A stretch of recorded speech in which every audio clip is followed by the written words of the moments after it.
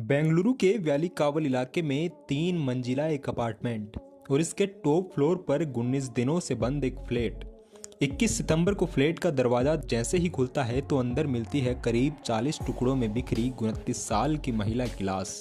कुछ टुकड़े फर्श पर तो कुछ फ्रीज के अंदर। उसके सिर को काटकर भी फ्रीज में रख दिया गया था।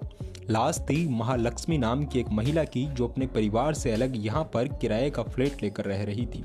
न कातिल का कोई सुराग, न मौके पर कोई सबूत। महालक्ष्मी शादीशुदा थी लेकिन पति से अलग रहा करती थी। पति बयान देता है कि उसका अफेयर चल रहा था और कत्ल के पीछे महालक्ष्मी का प्रेमी अरशद है। अरशद से पूछताछ होती है लेकिन पुलिस को नहीं लगता कि वो कातिल है। अब जो पुलिस है वो महालक्ष्मी के असली कातिल की तलाश में जुट जाती है और सीसीटीवी फुटेज के जरिए पता लगता है कि आरोपी कोई बाहर का व्यक्ति है। इस बीच केस में एक नया मोड़ आ जाता है। ओडिशा पुलिस को भद्रक इलाके में पेड़ से लटकी एक आदमी की लाश भी मिल जाती है।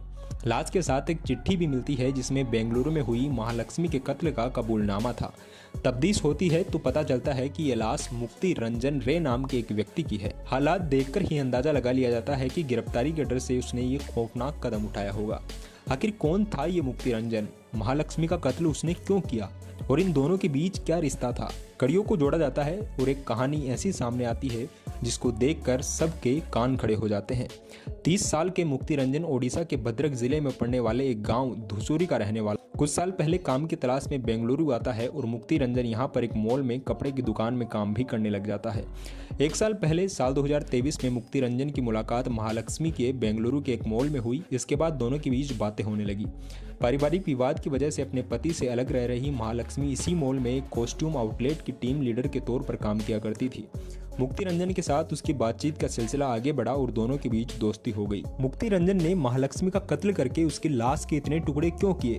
पुलिस अब इस सवाल का जवाब तलाशने में जुट जाती है। फिलहाल पुलिस मुक्ति रंजन का परिवार बैकग्राउंड और दूसरी जानकारी जुटाने की कोशिश कर रही होती है। उसके परिवार वालों ने पूछताछ में बताया कि मुक्ति रंजन 24 सितंबर को भद्रक पहुंचा था और अगले ही दिन वह सुबह से निकला था और अपने घर के करीब 100 मीटर की दूरी पर कुलीपाड़ा गांव में उसकी लाश पेड़ से लटकी हुई मिलती है।